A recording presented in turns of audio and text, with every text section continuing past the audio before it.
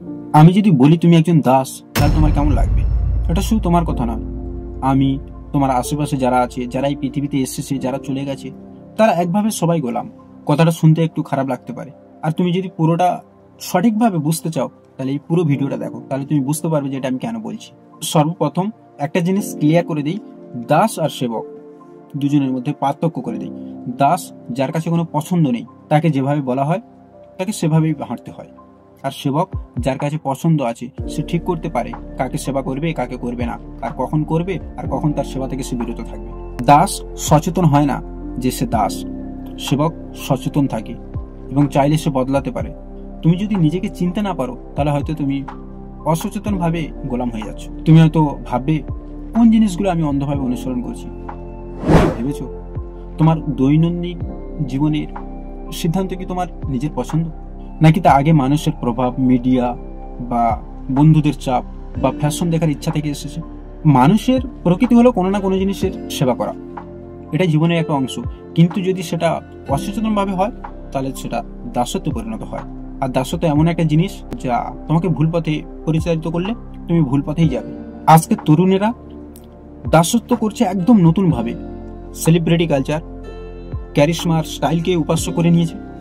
Influencer culture, প্রতিদিন নতুন নতুন ইনফ্লুয়েন্সার বার হচ্ছে যারা মানুষের জীবনধারা নির্ধারণ করে। আদর্শ এবং আইডিওলজি, বিভিন্ন চটকদার মতবাদকে মানুষ ছুঁয়ে ফেলে। বাস্তববাদ, ভোগবাদ জিনিসই এখন পরিচয়। নেশা, আসক্তি, মোবাইল গেম, সামাজিক ভ্যালিডেশন, সবকিছুতেই তুমি বন্দী।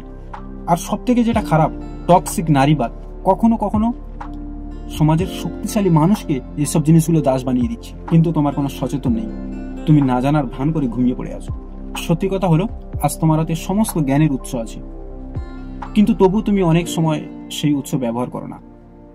নিজের ক্রিটিক্যাল থিঙ্কিংকে তুমি ইউজ করো না। তুমি শুধু অন্যদের দেখে নকল করে নাও।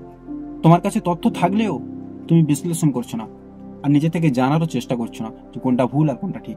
আর একটা জিনিস, ভ্যালিডেশন আর পিপল প্লেজিং, মানুষকে খুশি করা। আজকাল আমরা সবাই ভ্যালিডেশন চাই।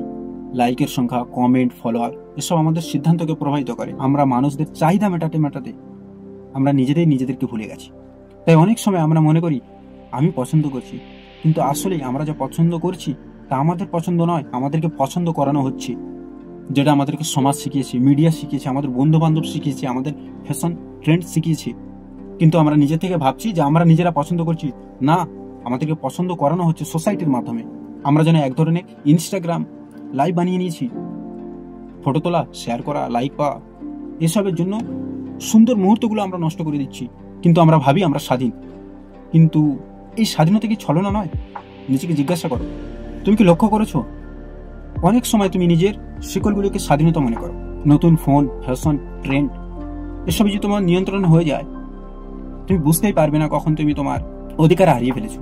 তুমি কখনোই তোমার আসল উদ্দেশ্য চিনতে পারবে না, কারণ তোমার ফোন, তোমার সোশ্যাল মিডিয়া, তোমার বন্ধু, তোমার ট্রেন্ড তোমাকে ভুলিয়ে রেখেছে। আর তুমি ভাবছো আমি স্বাধীনতায় আছি, কিন্তু তুমিও তো কারো দাসত্ব করছো অজান্তে। অচেতন ভাবে তুমি নিজেকে ফেলে রেখেছো, যার ধরুন তুমি দাসত্ব করছো। এখানে একটা বড় তথ্য আছে। আল্লাহ পাক কোরআনের মধ্যে বলেন যে মানুষকে সৃষ্টি করাই হয়েছে উপাসনা করার জন্য। এবার ডিসাইড তোমাকে করতে হবে, তুমি এমন জিনিসের উপাসনা করবে যারা তোমার উপরে নির্ভর। প্রত্যেকটা ইনফ্লুয়েন্সার তার পাবলিকের উপরে নির্ভর, প্রত্যেকটা পলিটিশিয়ান তার ভোটারদের উপরে নির্ভর। তুমি তাদের উপরে নির্ভর হবে, না তুমি এমন একজনের উপরে নির্ভর হবে যে তোমাকে সৃষ্টি করেছে? ডিসাইড তোমাকে করতে হবে। সব মানুষ কিছু না কিছুর উপাসনা করছে। প্রশ্ন হলো তুমি কাকে উপাসনা করবে। তুমি যদি ফালতু ক্ষতিকারক জিনিসকে উপাসনা করো, তবে তুমি ডুববে। তুমি যদি সেই সত্তার উপাসনা করো যে তোমাকে সৃষ্টি করেছে, তাহলে তুমি মুক্তি পাবে। দাসত্ব কার করবে তুমি? তোমাকে শেষ পর্যন্ত কারোর বা কোনো কিছুর দাসত্ব করতেই হবে। তাহলে কেন তুমি সেই সত্তার উপাসনা করছো না যে তোমাকে সৃষ্টি করেছে? তাহলে কেন তুমি তোমার সমস্ত বিশ্বাস, তোমার আইডিওলজি, তোমার আশা সেই সব ইনফ্লুয়েন্সারকে দিচ্ছ, সেই সব সেলিব্রিটিকে দিচ্ছ, সেই সব আইডিওলজিকে দিচ্ছ যারা তোমার উপরে নির্ভর, যারা নিজেরাই অসহায়? তুমি যদি তাদের থেকে দূরে সরে আসো, তাদের কোনো পথ নেই। কোনো ইনফ্লুয়েন্সারকে যদি তার অডিয়েন্স না দেখে, সে তো অসহায়। যদি কোনো পলিটিশিয়ানকে যদি তার ভোটাররা ভোট না দেয়, তাহলে সে অসহায়। সে নিজেই অসহায়, সে তোমাকে কি সাহায্য করবে? তাহলে কেন তুমি তার উপাস্য করছো? এমন একজনের উপাসনা করো যে তোমাকে সৃষ্টি করেছে, যে তোমাকে শান্তি দেবে। আর তুমি এমন একজনকে অনুসরণ করছো যাদের কাছে কোনো বাস্তবতা নেই। ফলে তাদের অনুসরণ করলে তুমি কেবল ভাঙবেই না, তুমি তোমার আত্মাকেও হারাবে।